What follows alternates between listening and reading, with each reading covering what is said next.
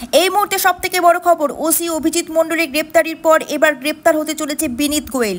এবার আসল খেলা শুরু। হ্যাঁ দর্শক, এই মুহূর্তে সবথেকে বড় খবর, পরবর্তী গুরুত্বপূর্ণ খবরগুলো সবার আগে পাওয়ার জন্য অবশ্যই চ্যানেলটি সাবস্ক্রাইব করে আমাদের সঙ্গে যুক্ত থাকবেন। টালা থানায় প্রাক্তন ওসি অভিজিৎ মণ্ডলকে গ্রেপ্তারির পর তিলোত্তমার ধর্ষণ খুনের বৃহত্তর ষড়যন্ত্রে তদন্তে এবার তেড়েপুরে নামছে সিবিআই। তিলোত্তমা কাণ্ডে এবার সিবিআই জালে কলকাতার পুলিশ কমিশনার বিনীত গোয়েল।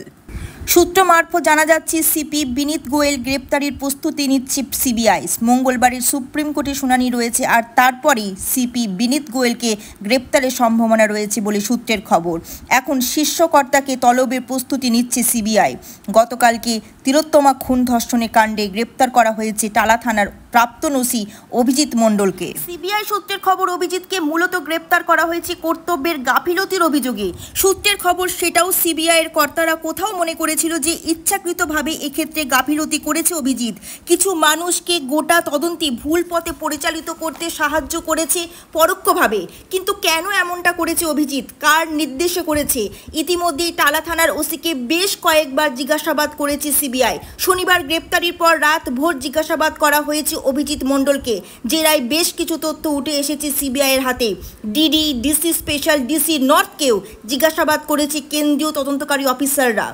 এই দুই আইপিএস অফিসারকে জিজ্ঞাসাবাদ করে যে তথ্য উঠে এসেছে তাতে কলকাতা পুলিশের ইনস্টিটিউশনাল হেড হিসাবে বিনীত গোয়েলের ভূমিকা নিয়ে প্রশ্ন তুলছে সিবিআইয়ের কর্তারা। জানা যাচ্ছে অভিজিৎ মণ্ডলের বয়ানে বেশ কিছু ফাঁকফোকর রয়েছে, বেশ কিছু অসঙ্গতি রয়েছে। ঘটনাক্রম থেকে শুরু করে তার যে কল রেকর্ড সিবিআইয়ের হাতে এসেছে তার সাথে অন্যান্য সাক্ষীদের বয়ানের পার্থক্য রয়েছে। সিবিআইয়ের বক্তব্য, ইনস্টিটিউশনাল হেড হিসাবে নগরপাল বিনীত গোয়েলের এই বিষয়গুলো দেখার কথা ছিল। সূত্র মারফতের খবর, সিবিআইয়ের হাতে একটি কল রেকর্ড উঠে এসেছে যেখানে সিপির সঙ্গে টালা থানার প্রাক্তন ওসি অভিজিৎ মণ্ডলের কথোপকথন হয়েছে। কিন্তু সেই বিষয়ে প্রশ্ন করা হলে এড়িয়ে গেছে প্রাক্তন ওসি অভিজিৎ মণ্ডল। তাহলে কি এর পেছনে অন্য কোনো কারণ রয়েছে? তা নিয়েও প্রশ্ন তুলছে সিবিআইয়ের কর্তারা।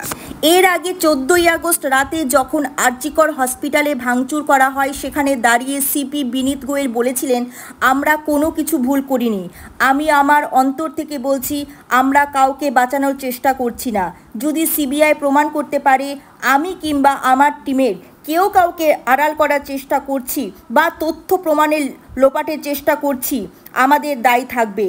আমরা রেসপন্সিবল ফোর্স, এভাবে তথ্য প্রমাণ লোপাট করা যায় না। আইনজীবী বিকাশ রঞ্জন ভট্টাচার্যের বিস্ফোরক দাবি, টালা থানার ওসি অভিজিৎ মণ্ডলের গ্রেপ্তারির প্রমাণ করল প্রাক্তন ওসি ক্রাইম সিনের তথ্য প্রমাণ লোপাটে সাহায্য করেছেন, আর তাকে বাঁচাতে চেষ্টা করেছিল রাজ্য পুলিশ। কলকাতার পুলিশ কমিশনার বিনীত গোয়েলকেও নিশানা করেছেন আইনজীবী বিকাশ রঞ্জন ভট্টাচার্য, ছাড়লেন না মমতা বন্দ্যোপাধ্যায়কেও। তা নিয়ে এবার নতুন চর্চা রাজনৈতিক মহলে। আইনজীবী বিকাশ রঞ্জন ভট্টাচার্যের বক্তব্য, অভিজিৎ মণ্ডল সেই একই ব্যক্তি যাকে বাঁচাতে খোদ বাংলার মুখ্যমন্ত্রী মমতা বন্দ্যোপাধ্যায় দাঁড়িয়েছিলেন। গ্রেপ্তারি এড়াতে উনি হাসপাতালে ভর্তি হওয়ার চেষ্টা করেছিলেন, কিন্তু কলকাতার পুলিশ দ্বারা রচিত এই চিত্রনাট্যে পা দিতে রাজি হননি হাসপাতালগুলি।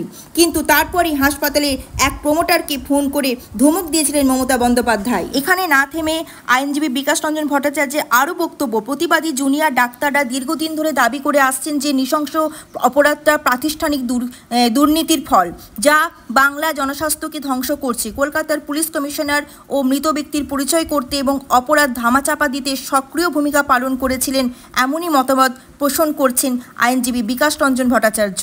প্রতিটা খবর সবার আগে পাওয়ার জন্য অবশ্যই চ্যানেলটি সাবস্ক্রাইব করে আমাদের সঙ্গে যুক্ত থাকবে।